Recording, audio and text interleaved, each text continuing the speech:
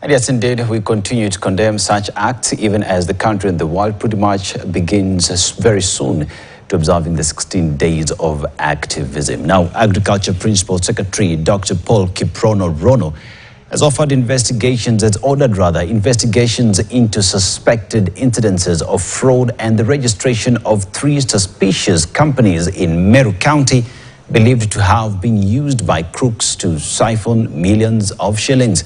Rono has also ordered KTDA directors at the factory to keep off the factory premises to pave way for investigations into fraudulent activities reported by the farmers. The PS spoke in Meru when he toured Mikuru and Githongo tea factories to address grievances raised.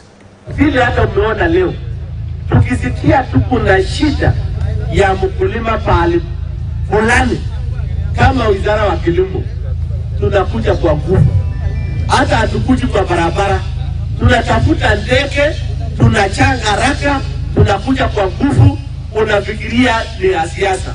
Tumesema wakati huu tunatumia chombo vyote kuhakikisha kwamba tumetatua shida ya mkulima. Sisi tuko katika serikali ambayo inaongozwa na Mheshimiwa Rais, ambayo ni bottom up, na hatuwezi kukataza bottom kusema mahali wamefinywa. Directors wetu tuliwaita mkutano kwa kuja tuwaambie kilio chetu, tukawaita mara mingi wakakataa kukuja.